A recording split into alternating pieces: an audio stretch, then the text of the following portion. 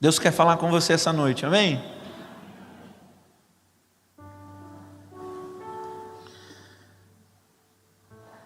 Abra sua Bíblia comigo no livro de Gálatas. Quem já leu o livro de Gálatas todinho, levanta a mão, vamos ver. Mas fica com a mão levantada, vamos ver. Aê. Tá bom. Nós vamos passar um dever de casa. Quando você chegar na sua casa hoje, ou se você não conseguir hoje, você vai ler o livro de Gálatas na sua casa, amém? O livro de Gálatas tem 6 capítulos, mas os capítulos são curtinhos. Eu acho que em 3 minutos dá para ler um capítulo. Eu acho que em 20 minutos dá para ler o livro todo, estourando meia hora, mas 20 minutos acho que dá para ler tranquilo. E você vai ler o livro de Gálatas hoje na sua casa, ou amanhã, bom se fosse hoje. E nós vamos meditar no livro de Gálatas hoje, amém? Deixa eu contar uma história para você, um fato verídico que aconteceu comigo. Gente, vocês viram que o Bruno está aqui? Todo mundo viu que o Bruno está aqui? Glória a Deus pela vida do Bruno. Antes de eu contar o fato verídico, vem cá, Bruno, fazer que nem eu fiz ontem. Vem cá, Bruno, dá uma saudação para a igreja. Ele cantou, participou aqui do louvor com a gente.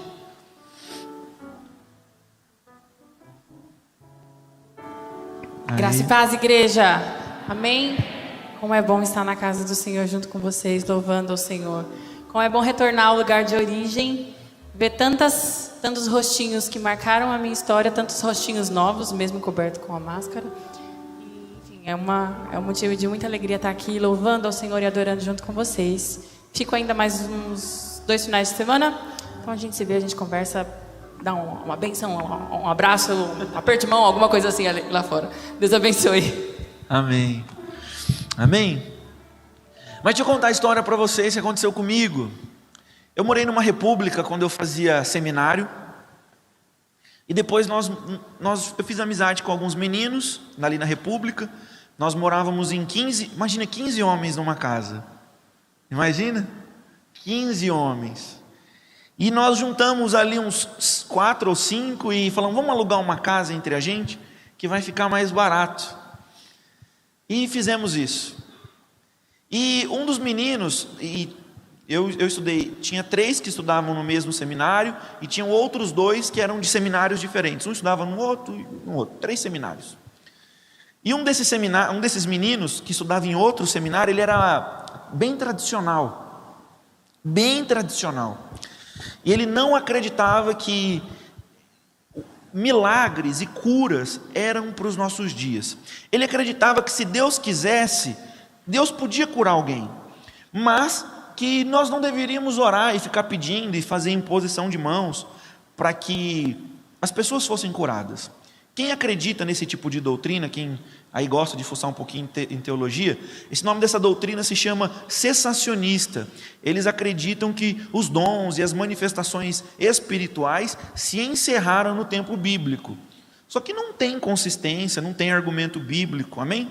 Não tem.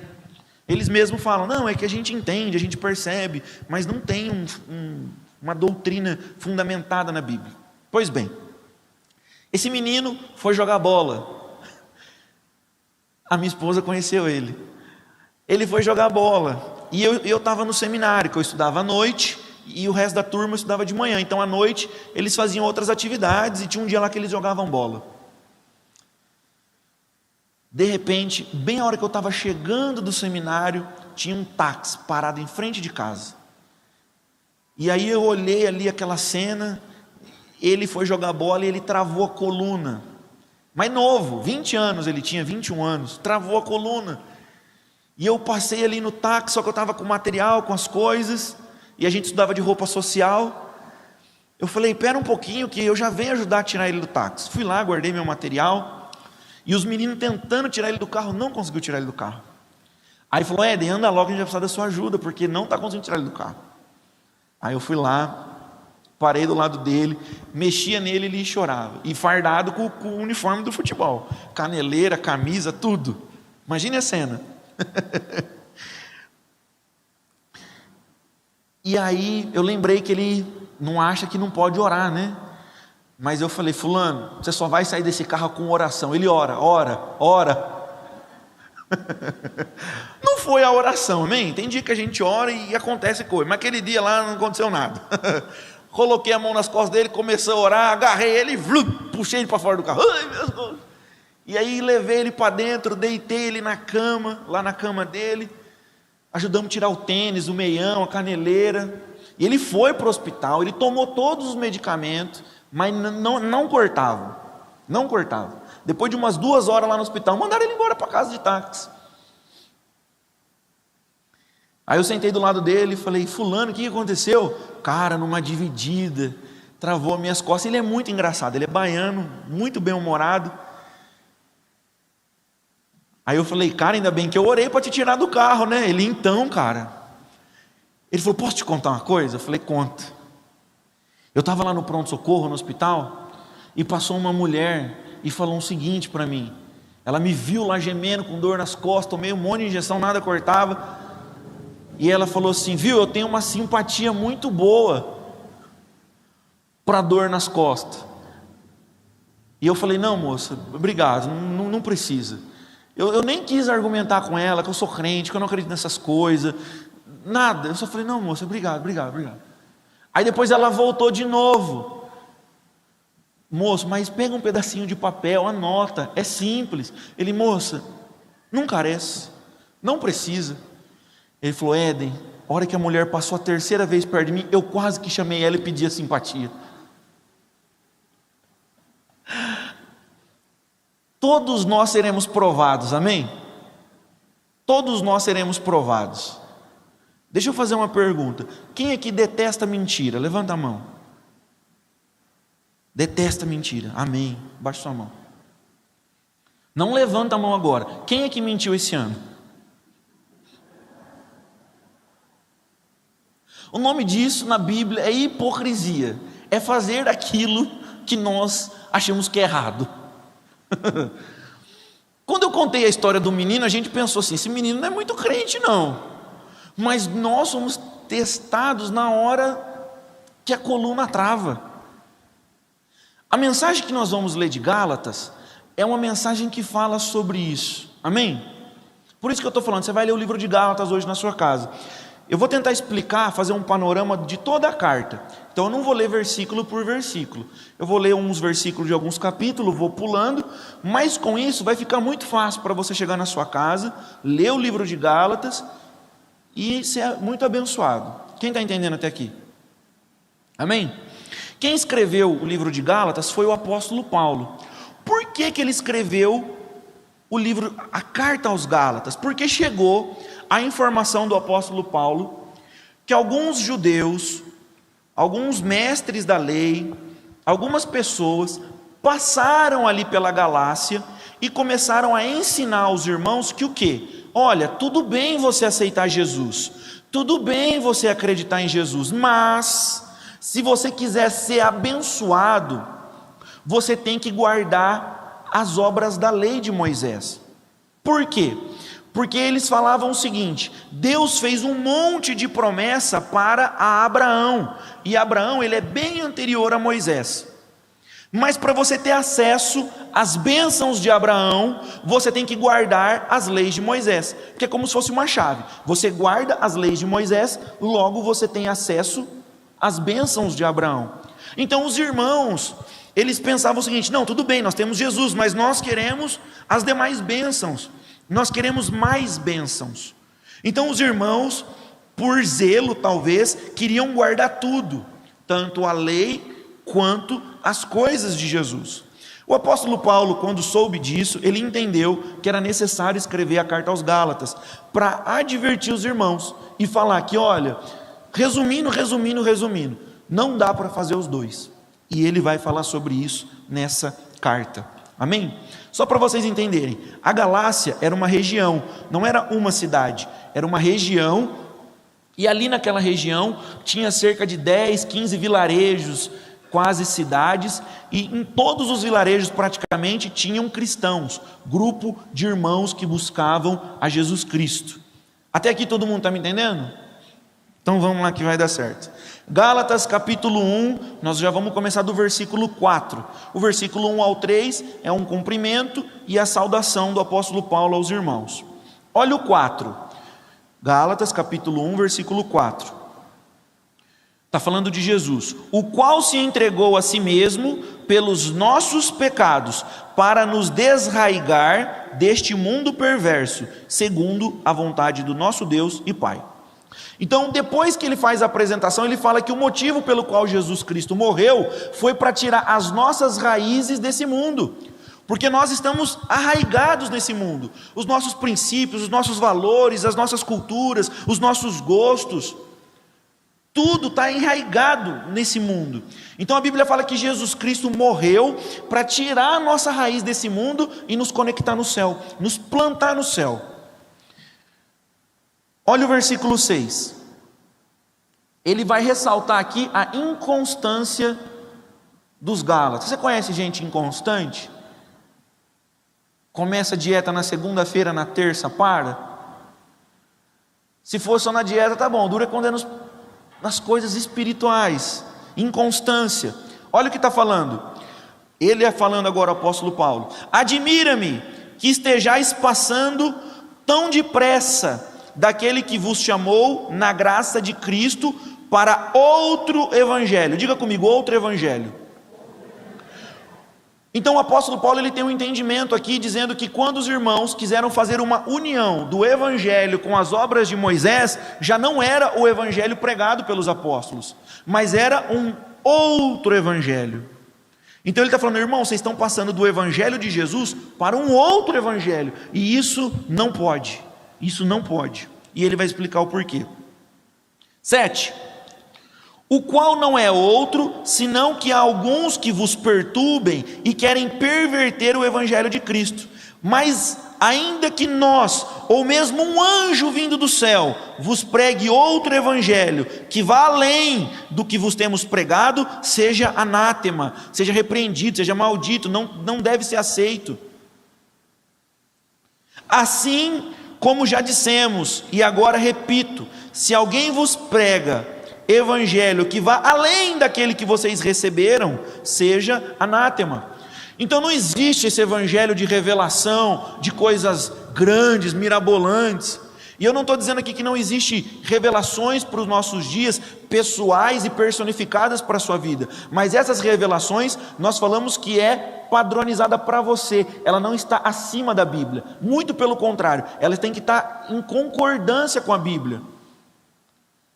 Eu recebi uma notícia um tempo atrás, daqueles cultos hiper, mega, power, blaster animados, né? Eu gosto muito, mas o ministro ali se empolgou, tinha uma pessoa, uma senhora, orando de cabeça baixa, colocou a mão na cabeça e falou, eis que vejo uma criança no teu ventre, e esse ano ainda dará luz para saber que é o Senhor que fala contigo. A hora que levantou a cabeça, era um homem.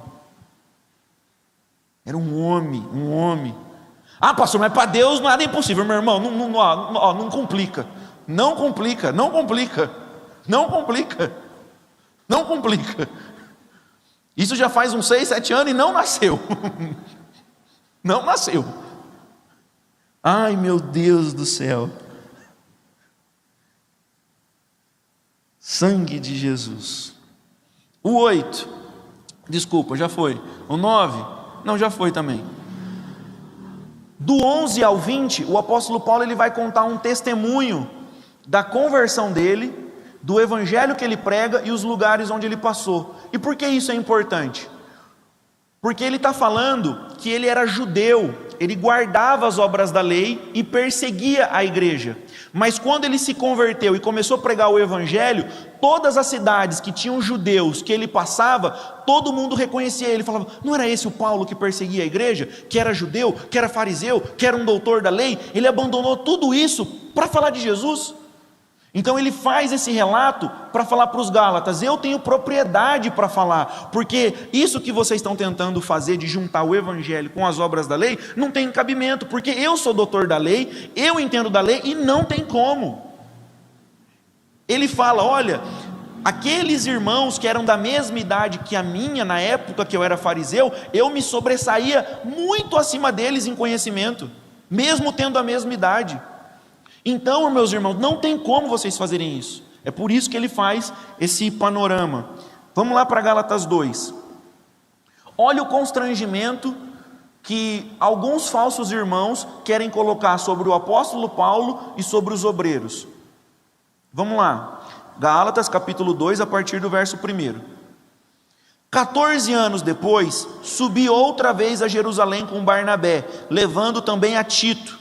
Subi em obediência a uma revelação e lhes expus o evangelho que prego entre os gentios. Gentios são aqueles que não são judeus. Mas em particular aos que pareciam de maior influência, para de algum modo não correr ou ter corrido em vão. Contudo, nem mesmo Tito, que estava comigo, sendo grego, foi constrangido a circuncidar-se. Todo mundo aqui sabe o que é circuncisão? Circuncisão é pegar a pontinha do pênis, a pelinha da pontinha do pênis e cortar. E cortava não era com faca não, era com uma pedra. Tinha que cortar com uma pedra, que era a tradição. Então eles chegaram e falaram assim: vocês são obreiros? Vocês estão pregando o evangelho de Jesus? Que bênção! Vocês já são circuncidados? Não. Então vem aqui que nós vamos circuncidar vocês. Não, mas para que precisa disso? Não, para vocês receberem as bênçãos de Abraão, guardar toda a lei de Moisés. Mas imagina, não precisa. Então eles estavam tentando constranger, não o apóstolo Paulo, porque o apóstolo Paulo, por ser judeu, já era circuncidado, porque ele pertencia a esse modelo de fé. Mas ele está falando dos obreiros que eram gregos, que tinham outra nacionalidade. Todo mundo aqui comigo? Vamos que vai dar certo.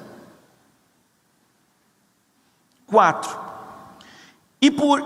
E isto por causa dos falsos irmãos, que se entremeteram com o fim de espreitar a nossa liberdade que temos em Cristo Jesus e reduzir-nos à escravidão, aos quais nem ainda por uma hora nos submetemos. Ou seja, eles não aceitaram. Tentaram falar: vem cá que nós vamos circuncidar vocês. Eles falaram: opa, aqui não. Eles não aceitaram, nem por uma hora nos submetemos a isso, para que a verdade do evangelho permanecesse entre vós, porque se eles aceitassem isso, era como se eles estivessem reconhecendo que eles estavam fazendo errado, era como se eles tivessem que voltar para todas as outras cidades e pregar um evangelho totalmente diferente daquilo que Jesus ensinou. Então ele falou: olha, nem por uma hora eu aceitei, para que o evangelho que já foi pregado a vocês não seja contaminado. Muitas vezes, irmãos, a gente com discurso de, sabe aquela coisa? Ai, não, de não querer arrumar confusão com ninguém, de ser bonzinho, de ser cor-de-rosa, a gente vai aceitando. A gente tem que ter um limite.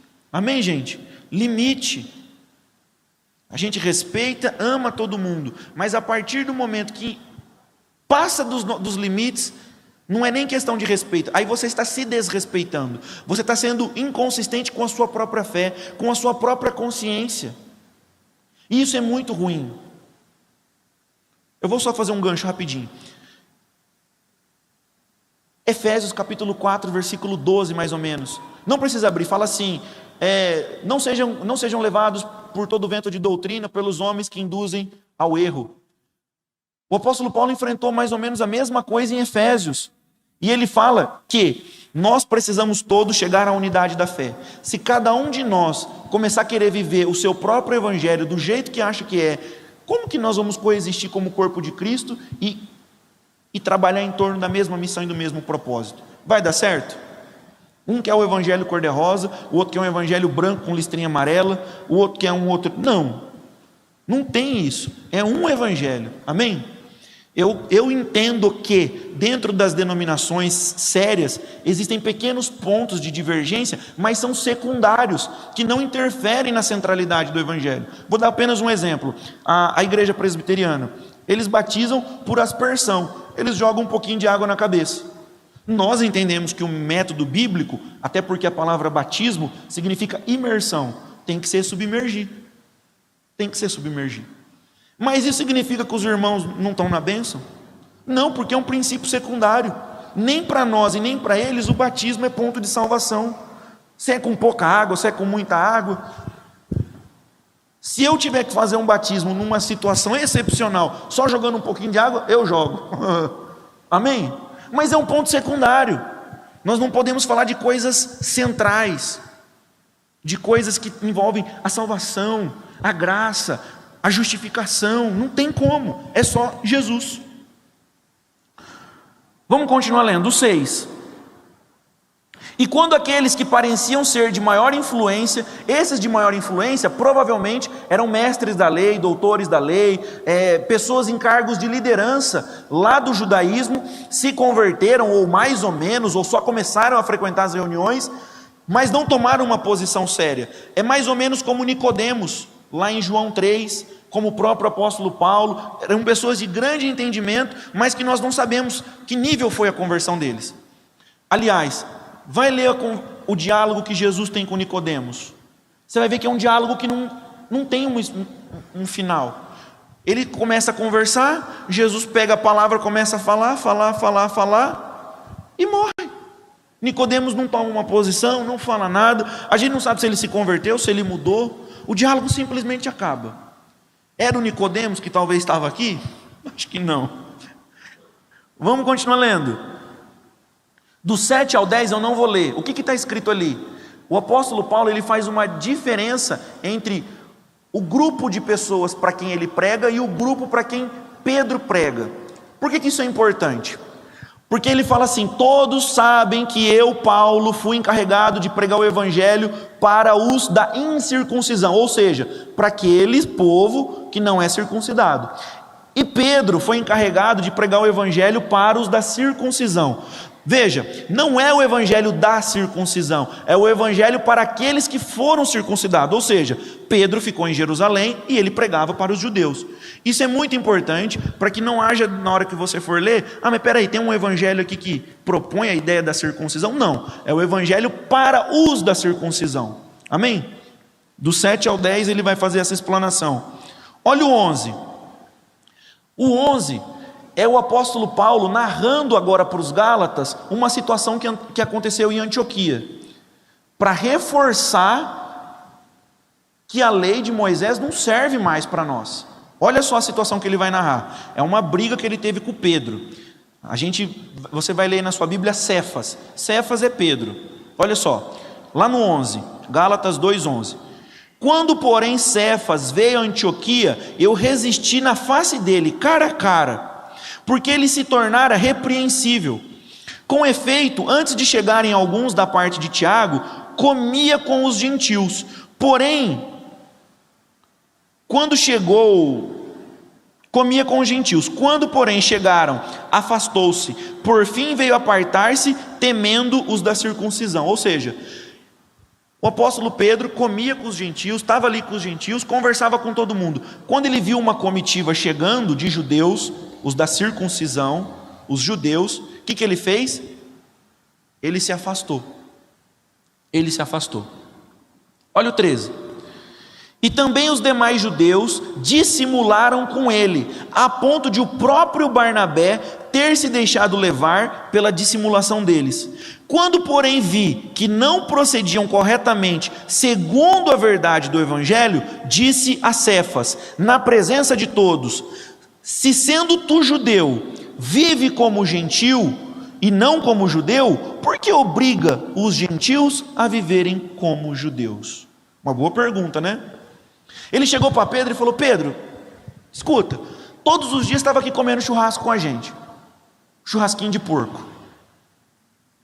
De repente os irmãos de Israel chegaram, aí você parou de comer o churrasquinho de porco. Por que você se afastou? Por que você está dissimulando? Ele fala: você é judeu, mas vive como gentil. O que ele estava querendo dizer com isso? Ora, você não guarda as leis de Moisés, você não guarda o sábado, você não guarda o sábado, você não vive como judeu, você não faz sacrifícios, você não observa nada disso. Você é um judeu e vive como gentil. Por que você quer pegar os gentios e fazer eles viverem como judeus? Se nem você que é judeu vive. Não tem lógica, Pedro. E aí ele continua fazendo uma confissão de fé. Se você quiser ler na sua casa, é muito bonita a confissão de fé que ele faz a respeito da justificação mediante a graça em Cristo Jesus. Vamos ler Gálatas 3, que é agora que o chicote estrala para o lado dos Gálatas. Gálatas capítulo 3. Então o apóstolo Paulo está fazendo toda essa introdução para chegar aqui, ó. O ponto ápice da carta é aqui, ó, o ponto 3. Olha como que ele começa. Ó Gálatas insensatos, quem vos fascinou a vós outros, antes cujos olhos foi Jesus Cristo exposto como crucificado? Eu quero saber apenas uma coisa de vocês: vocês receberam o Espírito Santo pelas obras da lei ou pela pregação da fé em Cristo Jesus? Então ele chega para os irmãos e fala: irmão, vocês estão sendo insensatos, vocês não estão pensando direito, vocês estão querendo agora voltar para os rudimentos da lei. Muitos de vocês nem são judeus. Olha o 3. Sois assim insensatos, que tendo começado no Espírito Santo, estejais agora querendo vos aperfeiçoar na carne, nas obras da lei do passado? O 4. Terá sido em vão que tantas coisas sofrestes? Se na verdade foi em vão. Veja, isso aqui é muito interessante. Tem 3 aspectos aqui, ó. Aquilo que a gente faz para Deus é em vão, sim ou não? Não. Aquilo que a gente faz para Deus não é em vão. Mas aquilo que eu faço para você, dependendo da forma como você responde, pode ser em vão. O nosso trabalho no Senhor, a própria Bíblia diz, não é vão. Mas alguém aqui já fez uma visita, já fez alguma coisa que não virou em nada? Foi vão? Já. Deus recebeu, que a gente fez com gratidão, Ele recebe como um serviço prestado, como glórias ao nome dEle, mas aquela pessoa que recebeu aquele serviço, pela sua atitude, ela mostrou que foi em vão. Então é isso, Ele está falando: gente, todo o trabalho que eu tive com vocês foi em vão. Será que foi em vão? E isso é muito triste, muito triste. Eu vou abrir um parênteses na mensagem, rapidinho. Eu vi um pastor pregando esses dias, um pastor que eu gosto muito, um pastor de jovens.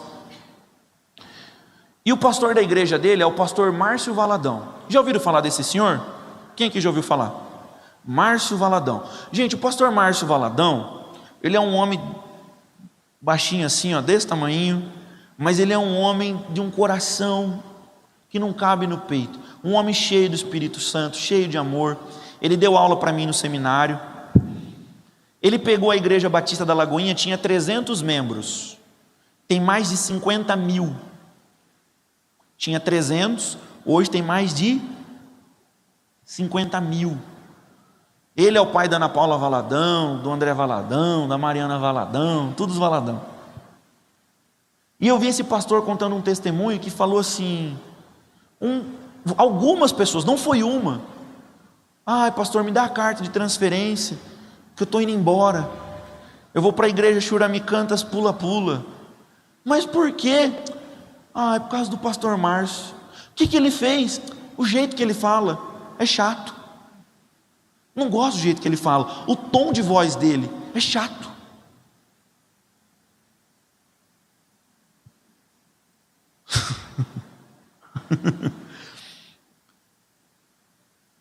Às vezes no ministério, o que me consola é Gálatas. Eu falo: gente, não tem explicação. A gente precisa melhorar o estudo bíblico, precisa não sei o que lá, precisa não sei o que lá. Gente, deram uma banana para o apóstolo Paulo. Eu não faço melhor. Não faço. Falaram que o tom de voz do pastor Márcio é chato. E o meu?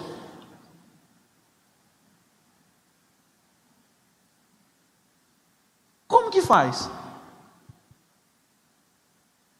Ai, Jesus amado. Vamos voltar para a mensagem aqui. 5 de Gálatas 3. Aquele, pois, que vos concede o Espírito, que opera milagre entre vós, porventura faz pelas obras da lei ou pela pregação da fé? Ou seja, era uma igreja avivada, tinha milagres, tinham sinais. E ele estava falando, viu, tudo que aconteceu aí no meio, foi por causa do nome de Jesus, por causa do Espírito Santo, ou por causa de Moisés e das obras da lei?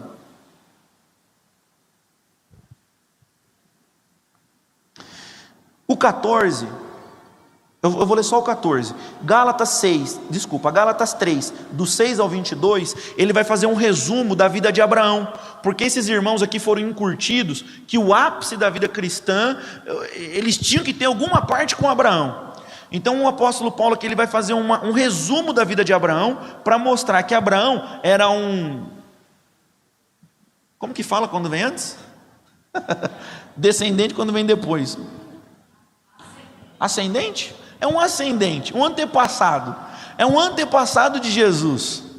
Mas que o ápice não é Abraão, que tudo que Abraão fez aponta para Jesus. Lembra aquela promessa que Deus fez para Abraão? Em ti serão benditas todas as famílias da terra. Essa bênção estava falando do quê? De Jesus. Amém? Vamos continuar lendo. Olha o 14, só vou ler o 14 desse trecho. Para que a bênção de Abraão chegasse aos gentios em Jesus Cristo, a fim de que recebêssemos pela fé o Espírito prometido. Esse é o único versículo que eu vou ler, do 6 ao 22 você vai ler lá na sua casa, mas eu pensei aqui o 14, e ele está falando, olha, tudo aquilo que foi prometido para Abraão, é para a gente receber pela fé, amém? Todo mundo aqui comigo? Então tá bom, gente, daqui para frente vai mais rapidinho. Agora a gente fica com uma pergunta, pastor, então para que serviu a lei? Para que serviu a lei? Se tem a lei na Bíblia, nossa Bíblia tem a lei, sim ou não? Está lá, está em Êxodo, capítulo 20, está lá os 10 mandamentos, depois tem as coisas. Para que serviu? O apóstolo Paulo vai explicar aqui, ó, Gálatas 3, 24, 25 e 26, vamos ler todo mundo junto. Para que serviu a lei anteriormente, se hoje ela já não serve mais? Olha só, de maneira que a lei nos serviu de aio, fala comigo, aio, mas fala forte, aio, para nos conduzir a Cristo, a fim de que fôssemos justificados por fé. Mas, tendo vindo a fé, já não permanecemos subordinados ao aio, diga aio. Mas tendo vindo a fé, já não permanecemos subordinados ao aio. Eu repeti aqui o versículo. O 26. O que é aio, pastor? A palavra aio no grego é paidagogos. Fala comigo, paidagogos. Mas com convicção, gente, paidagogos. Paidagogos, parece alguma palavrinha em português? Paidagogos. Paidagogos no português é pedagogo, professor.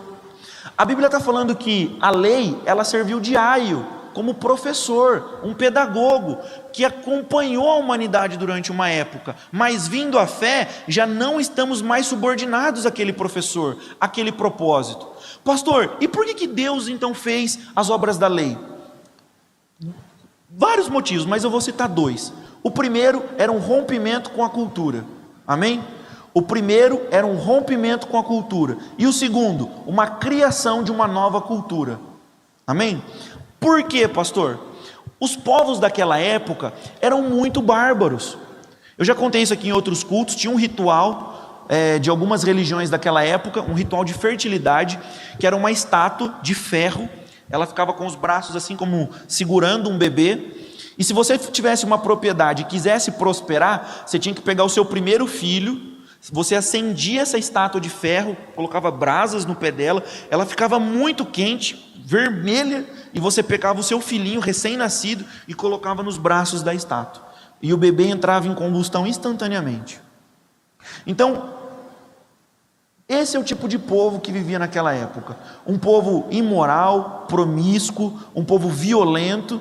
Então Deus, quando pega o povo dele, separa o povo dele, qual é a primeira coisa que Deus faz? Vocês vão ter um rompimento com a cultura, vocês não vão falar igual a eles, vocês não vão se vestir, vocês não vão comer, vocês não vão beber, vocês não vão cultuar igual a eles. É por isso que quando a gente lê a lei, está cheia de coisinha. É como se Deus levantasse a cabeça e fizesse assim: ah, esse povo pente o cabelo assim, até como pente o cabelo, esse povo pente o cabelo assim, então o judeu vai pentear o cabelo assim. É por isso que tem tanta coisinha, entendeu? Esse povo come isso, o judeu não vai comer. Esse povo veste assim, o meu povo vai vestir assado. Esse povo não descansa, o meu povo tem um dia de descanso. Então tudo tem um propósito ali. Era para fazer um rompimento com a cultura e criar uma nova cultura. Tanto que quando você vai ler um dos mandamentos, olha que sinistro. Um dos mandamentos, vou falar 2. Era na hora que você fosse fazer o número 2. Quando você fosse fazer o número 2, você tinha que levar o seu tacape. A Bíblia fala, lá no Velho Testamento. Quem já leu isso na Bíblia? Gente, você precisa ler a Bíblia, gente do céu. Então o que eles falavam? Você vai lá, você vai fazer um buraquinho, abaixa, faz o número 2 e enterra. Conclusão, o versículo fala assim: porque eu sou o Senhor vosso Deus e sou santo. Eles estavam aonde? Vamos lembrar. Moisés está tirando eles do Egito. Você já assistiu aqueles filmes de múmia? Filme do Egito? Todos os deuses que aparecem no filme do Egito, como que é? É Deus gato, é Deus cachorro, é Deus águia. Porque todos os animais eram deuses. Eles tinham um costume de fazer o seguinte: quando tinha um montinho de fezes e pousava a mosca, eles não podiam passar pelas moscas sem cumprimentar as moscas, sem reverenciar as moscas. O que Deus estava falando para eles? Eu sou o seu Deus, e eu sou santo, e eu não divido a minha glória. Você imagina 1 milhão de pessoas defecando ao céu aberto no deserto, aquele monte de mosca, aí todo mundo passando e cumprimenta as moscas. Não podia passar sem cumprimentar. Gente, quem aqui já ouviu falar daquela simpatia que quando cai, eu já contei isso aqui também, quando cai um talher em casa no chão, um garfo, uma faca, você tem que catar e riscar 3 vezes para não ter briga em casa. Quem já ouviu isso? Lá na minha casa tinha isso. Então a minha mãe falava: caiu o talher no chão, então tinha que pegar e riscar 3 vezes. Gente, eu fiz isso a minha infância inteira, minha adolescência quase que inteira. Eu estava casado, já pastor. Um dia caiu um garfo lá em casa no chão, eu catei o garfo, força do hábito, caiu o garfo, eu risquei o chão. Eu falei: está repreendido em nome de Jesus. Hábito, gente, hábito. Deus estava fazendo o que com o povo? Fazendo um rompimento de cultura. Vocês vão fazer as suas necessidades, vocês vão tapar, porque eu não quero ninguém cumprimentando, reverenciando mosca. Olha o outro mandamento que tinha lá: vocês não vão cozinhar o cabrito no leite da mãe. Deus estava proibindo de fazer estrogonofe. Era um ritual de fertilidade. E o complemento do mandamento é: porque eu sou o Senhor vosso Deus. O que Deus estava querendo dizer com isso? Se vocês quiserem prosperar, vocês não vão cozinhar o cabrito no leite da mãe, vocês vão pedir para mim, e eu vou prosperar vocês.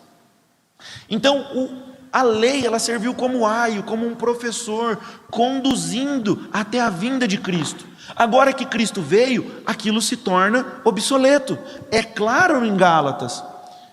Então não existe mais para nós. Algumas pessoas pegam isso e falam: mas o crente fica falando, mas lá na Bíblia do crente diz que não pode ter roupa de 2 tecidos. É verdade, mas a sua roupa tem 2 tecidos. Você está usando, sei lá que pano que é esse, com jeans.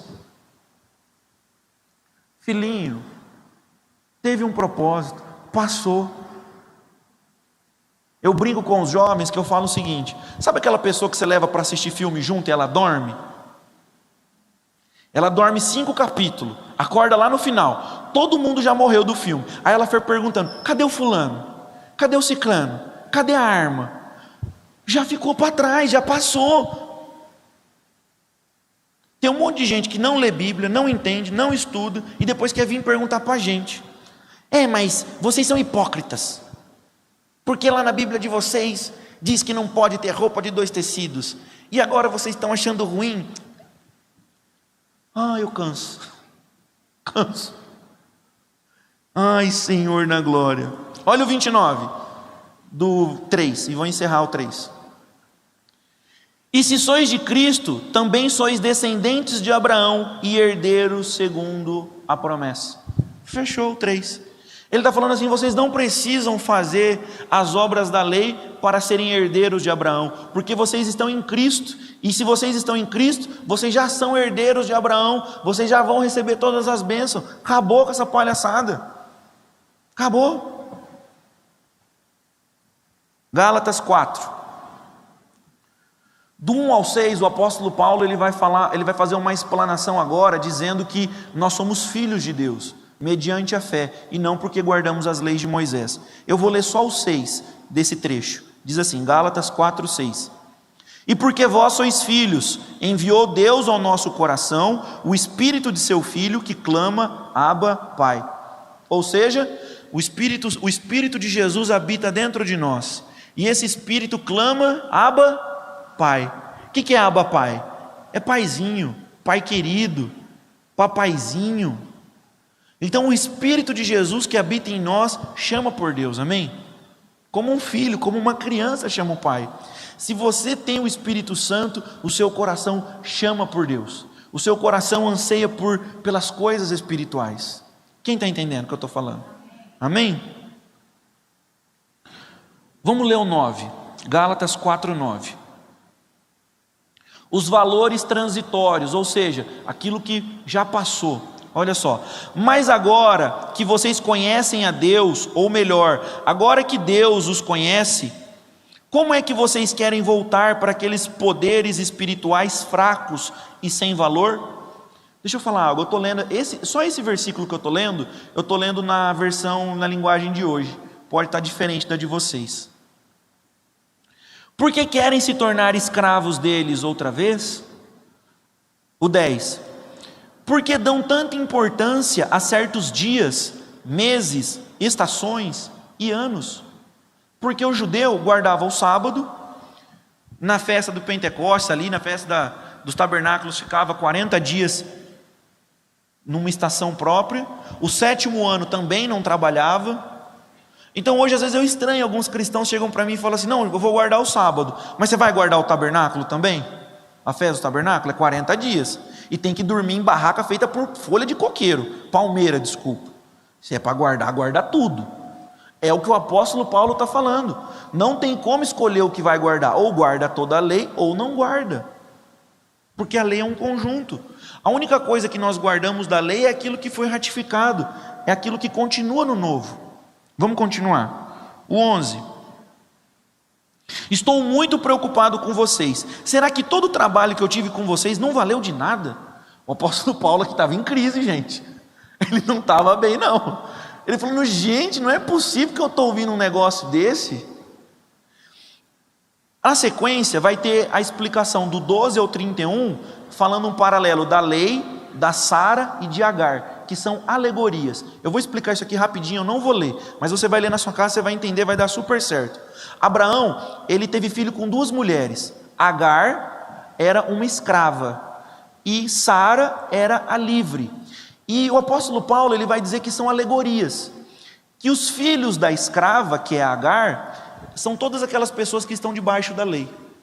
E todos aqueles que estão em Jesus Cristo, é como se fossem filhos da mulher livre. Ele fala que essas 2 mulheres são alegorias, amém? Então você vai ler isso e vai ficar claro para você.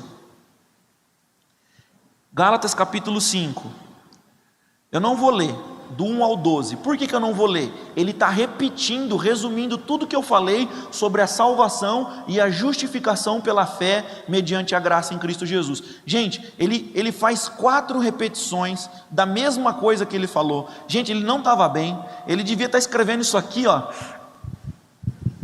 tremendo, ele não estava bem não, ele falou, Deus me dá graça. Chega nessa altura do campeonato, algumas pessoas perguntam, mas pastor, então se nós não estamos debaixo da lei, não tem mais pecado? Então podemos pecar à vontade?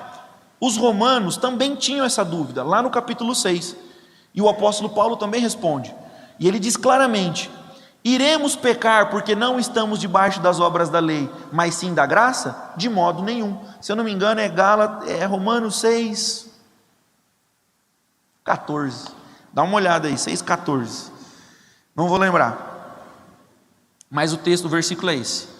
Olha o que o apóstolo Paulo diz lá no versículo 13, podemos pecar à vontade, pastor? Ele responde no Gálatas 3, porque vós, irmãos, fostes chamados à liberdade, porém não useis da liberdade para dar ocasião à carne, sede antes servos uns dos outros pelo amor.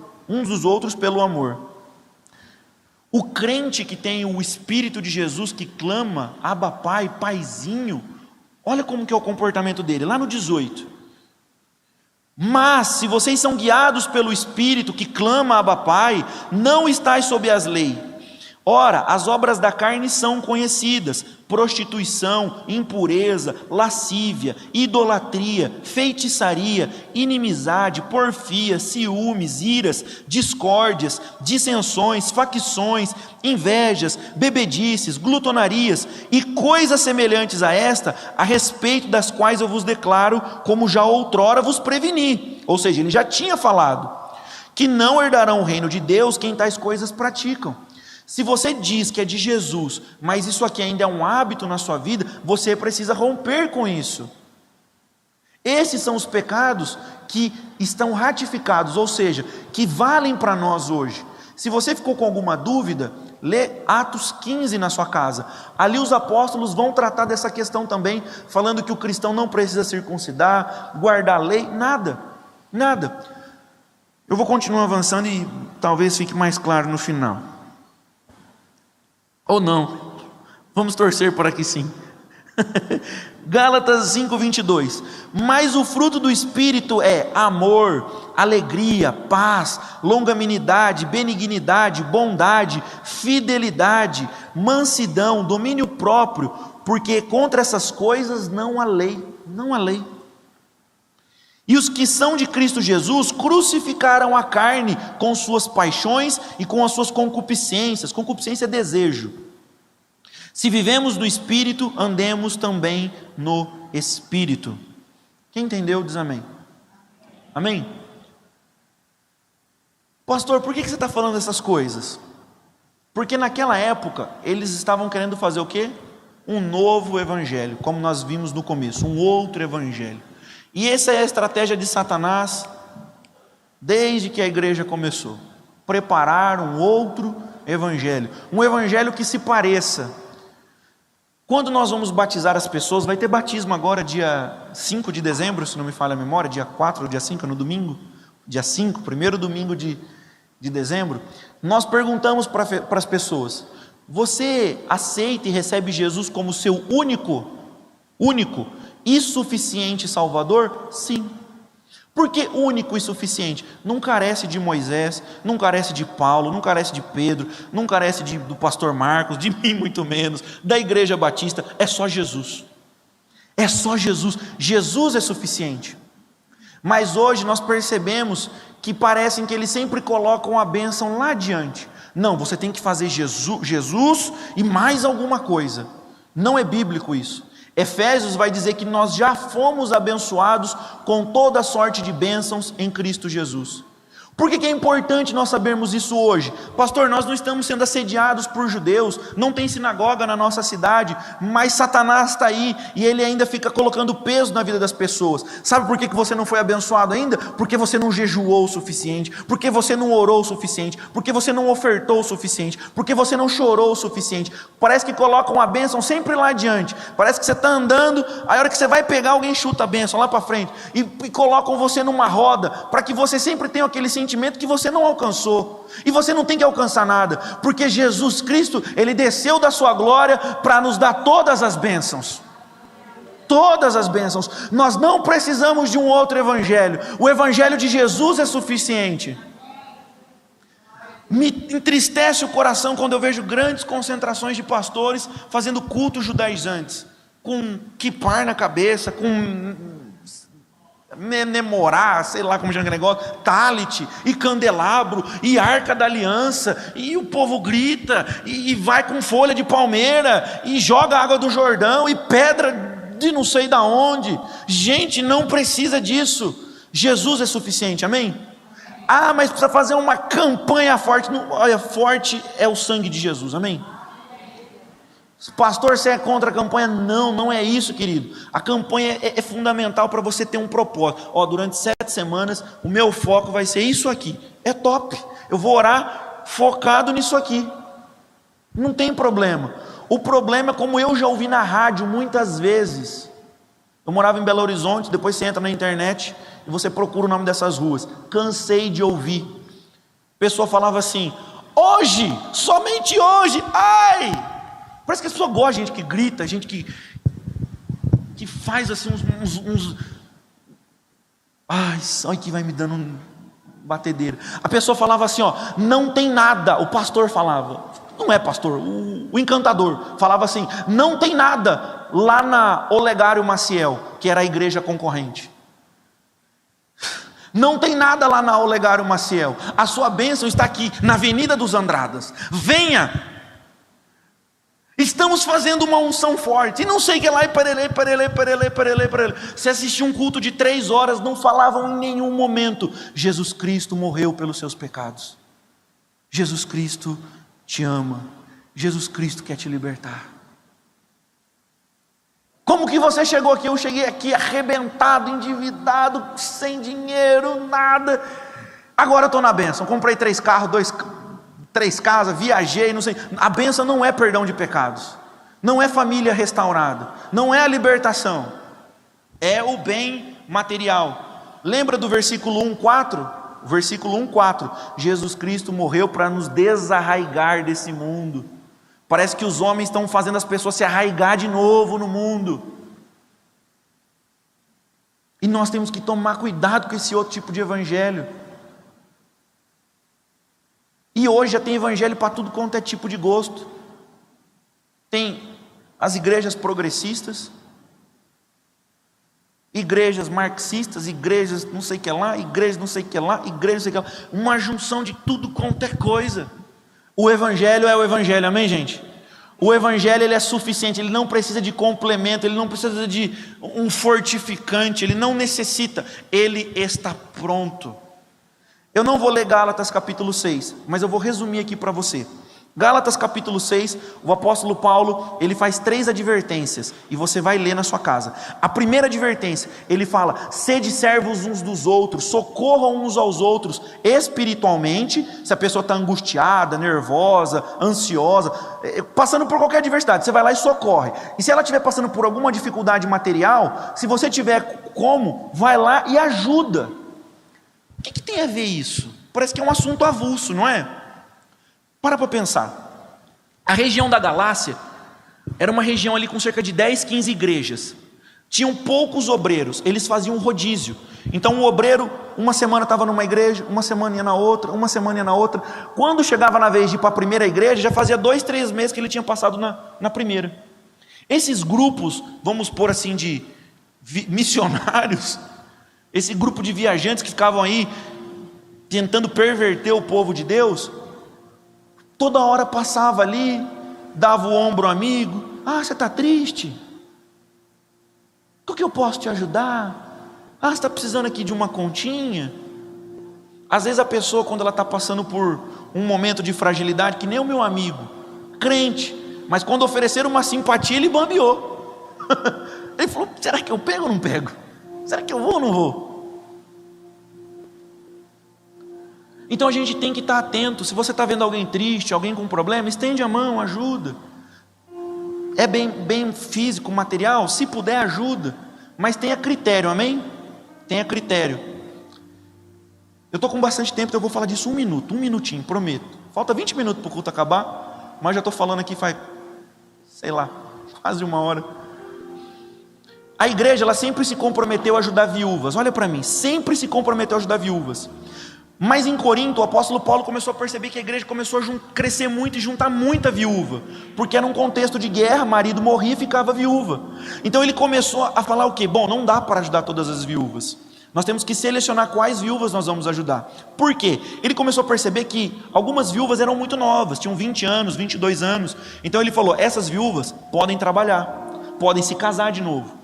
Quais são as viúvas que nós vamos ajudar? Tinha critério, eram aquelas bem velhinhas e aquelas que eram bem crente, mulher de oração, que pregava a palavra, vivia o evangelho. Ele explica o porquê. Ele fala assim: porque uma viúva nova, ela pode se casar de novo ou trabalhar. Uma viúva que é um pouco mais velha, mas dá mau testemunho, trabalhando contra o reino, e vamos deixar de acudir àquela que precisa, não tem sentido. E o último, ele fala assim: Se tem uma viúva que tem um amparo familiar, ou porque o marido deixou bens, recursos, ou porque tem filhos, é a família que tem que cuidar. Porque ele percebeu que tinha muita gente que estava encostando a viúva na igreja. Então ele falou: irmãos, se a família tem condição, é a família que tem que cuidar, responsabilidade familiar. Nós vamos cuidar daquelas que verdadeiramente são viúvas. Porque no entendimento do apóstolo Paulo, a viuvez não era apenas um estado civil, era um problema social de algumas mulheres que estavam bem pisada mesmo. Então a gente tem que ter critério. Quando a gente às vezes sai nesse socorrismo, não, vamos ajudar todo mundo, vamos ajudar todo mundo. Sabe o que você vai fazer? Você vai fazer que nem eu fiz há bastante tempo atrás, não vou falar quanto tempo. Um irmão, pastor, estou apertado, preciso de uma cesta. Na hora.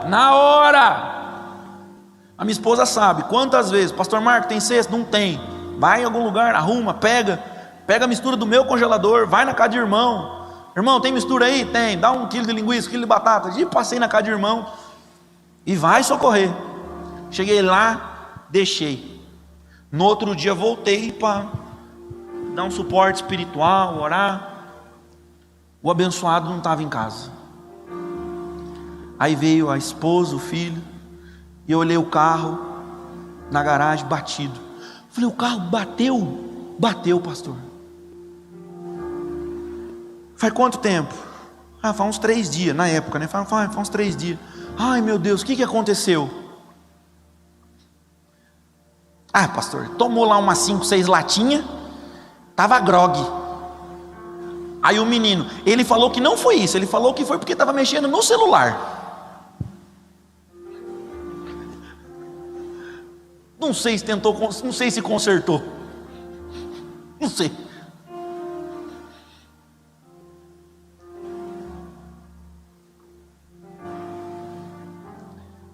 A gente tem que ter mais critério, amém? Mais critério. Tem que ajudar todo mundo, tem que amar todo mundo, mas tem que ter critério. Ninguém me contou. Meu pai tinha bar, eu vi isso. Meu pai estava varrendo as folhas da calçada do bar de manhãzinha, bem cedinho. Uma pessoa chegou e pediu umas coisas para comer, até bebida mesmo. E falou: uma outra hora quando der eu passo e eu acerto. Aí meu pai falou: vai aqui a calçada, eu tenho que ligar um freezer, fazer alguma coisa, e eu te dou como pagamento, você varrer a calçada. Ninguém me falou. Eu vi, a pessoa falou assim: eu estou te pedindo um salgado e uma cerveja, estou te pedindo serviço. Não.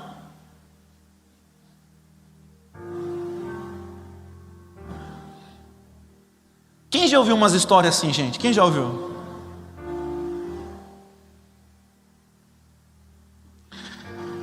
Ai, sangue de Jesus. Segundo ponto de Gálatas 6, ele vai falar sobre a necessidade da igreja se organizar e manter os obreiros financeiramente que estão pregando a palavra. Salário. Isso está falando em Gálatas, isso fala em Corinto, isso fala nos evangelhos. A nossa igreja ela é muito sensível a isso, a gente quase não fala. Mas pastor, o que tem a ver agora o apóstolo Paulo do nada falar que tem que cuidar financeiramente, preparar pessoas para o ministério? Sabe por quê? Lembra que eu falei que a Galácia era uma região grande, tinha talvez 1 ou 2 obreiros? Eles não davam conta. Nós estivemos aqui no último dia de oração, vários pastores passaram por aqui, obreiros, e a gente conversando. Hoje eu trabalho home office. Eu trabalhei numa empresa, o meu antigo patrão me fez uma proposta e eu trabalho home office na minha casa. Então quando tem algum pepino, eu desligo o computador e vou socorrer. Mas nem todo mundo pode fazer isso. O pastor Péricles está aqui, né, pastor Péricles? O pastor Péricles acho que não vai lembrar, mas quando eu ia falar jovem eu ainda sou, mas quando eu era adolescente, tinha lá meus 19 anos, liguei para o pastor Péricles, precisava conversar, tal. Filho, eu estou na estrada. Saía de manhãzinha para vender produto para fazer sorvete, não é? Que dia? Hoje? Não, hoje eu tenho curso de noivo. Eu vou chegar e já vou para o curso de noivo. Não, e amanhã? Amanhã eu tenho célula. Não, e depois? Amanhã eu vou viajar, volto à tarde, chego à noite, eu vou dar o curso de casado. Não era assim? Uma luta para conseguir falar. Aí não conseguia. Às vezes consegui, às vezes. O rebanho, ele precisa de pastor, amém? O rebanho precisa de pastor. Deus instituiu o pastor. Estava conversando com os obreiros. Pastor, eu trabalho, eu entro às 6h30, vou até não sei aonde, eu não estou tendo tempo. Todas as nossas congregações, olha para mim, todas as nossas congregações, pode chamar todos os pastores e perguntem para os pastores: vocês estão conseguindo treinar pessoas para trabalhar no cultinho? Não. Consegue treinar líder? Não. Consegue? Os diáconos vieram falar comigo esses tempos atrás: pastor, nós precisamos de recrutar mais gente aí, vamos treinar, vamos fazer, se tem umas pessoas para indicar. Eu falei: vamos orar, vamos pensar a respeito. A gente está tão sobrecarregado que quando passa esses cacheiros viajantes das heresias, o rebanho está sem conhecimento, sem informação, a pessoa fica ali sem nenhuma atenção. Deus, ele deu uma graça muito grande para o nosso pastor, através do trabalho dele, que ele foi oficial de justiça, e ele tinha muita mobilidade. Quem já ouviu a história sabe. Ele ia entregar uma intimação, a pessoa ficava meio assim, ele oferecia oração aqui na região e plantava uma igreja. Pergunta para ele quantas vezes ele chegava no fórum e falava assim: tem serviço? Hoje não tem. Ele virava as costas, ia preparar lição, ia cuidar da tesouraria da igreja, ia fazer treinamento, ia acompanhar os irmãos, ia fazer visita, ia fazer velório. Nós precisamos começar a pensar de forma sistematizada, estratégica, inteligente. Eu tive no encontro de líderes de jovens agora, uma semana, 10 dias atrás. Vários jovens com um chamado, com um propósito, com uma vocação, estão deixando o ministério. Um deles chegou e falou assim: pastor, eu não estou tendo tempo para dar a atenção que os jovens precisam. Tem um grupo bom, a gente está com 120 jovens, mas eu não estou conseguindo. Então eu vou passar para uma pessoa e eu vou ficar como auxiliar. Eu falei: tá, e o auxiliar vai ser integral? Não, o auxiliar vai ser parcial. Eu falei: tá, mas o antigo líder já não passou por você pela mesma coisa? Sim. Quanto tempo o seu antigo líder te ajudou? Ele ficou uns 6 meses. Você vai ajudar esse cara uns 6 meses e vai parar. Eu não sei quem disse, parece que foi Einstein. É loucura fazer as mesmas coisas e esperar resultados diferentes. Nós precisamos começar a pensar nisso, gente. Treinar pessoas de forma sistematizada. Eu falei da presbiteriana aqui agora. Eu gosto muito do método da presbiteriana. Eles pegam um menino, manda para o seminário, treina, e depois quando ele volta, tem uma rotina firme, visita, vai fazer os léxicos. O que é isso, pastor? Fazer os estudos bíblicos. Deixa eu perguntar, está todo mundo prestando atenção aqui até agora? Gostou do estudo bíblico? Quem gostou diz amém. Quantas horas você acha que demorou?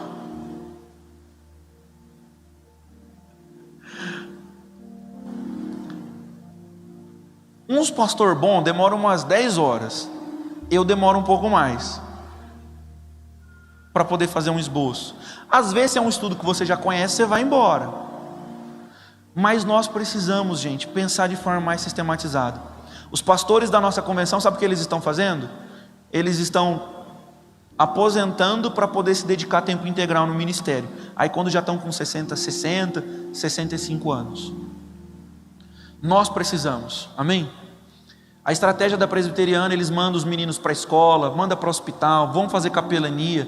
É muito interessante, porque os meninos, eles têm uma rotina. As pessoas acham que o pastoreio é isso aqui. O próprio pastor Márcio Valadão, que eu citei agora, ele fala que o púlpito é 1% do ministério. Tem todo um treinamento, acompanhamento de pessoas, as coisas burocráticas da igreja. Então nós precisamos, gente, nós precisamos. E é muito triste o que os nossos jovens estão pensando. Jovens que têm uma vocação e um chamado, eles não querem viver o chamado. Eles querem ali ser o pastor, mas não se dedicar. Eles falam: não, eu quero ter o meu trabalho. Mas por quê? Porque se a igreja me der um salário para que eu possa me dedicar a tempo integral, me estudar, aperfeiçoar, me capacitar, visitar e fazer tudo que eu tenho que fazer, eu vou ser taxado de ladrão, de desonesto. Tem os ladrões sim ou não? Sim ou não, gente? Mas nós precisamos pensar isso de forma mais sistematizada, de forma mais estratégica. Quem está entendendo? O último ponto de Gálatas 6, ele fala novamente sobre a importância de não viver as obras da lei, de não misturar o evangelho com a graça, e ele fala que Cristo é tudo para ele. Ele repete 4 vezes, gente, o mesmo trechinho. Gente, não mistura, não mistura, não mistura, não mistura. Amém? Quem está entendendo o que eu falei essa noite? A minha oração é para que você saia daqui essa noite sabendo que Cristo está perto de você. Amém? As bênçãos não estão longe de você. As bênçãos estão em Cristo. E se você está em Cristo, você já é abençoado. E se alguma bênção que você espera ainda não se manifestou, deixa eu te dizer uma coisa: se ela não se manifestar, não tem problema. Porque o apóstolo Paulo, quando pediu uma bênção e ela não se manifestou, qual foi a resposta de Jesus? Filho, essa bênção não vai rolar, mas eu vou te dar uma coisa: a minha graça te basta. Quando nós não recebemos a bênção que nós queremos, Deus dá a melhor das bênçãos, a graça dele. E a graça dele nos capacita para tudo. Nos capacita para tudo. Quem está entendendo? Amém? Vamos colocar em pé.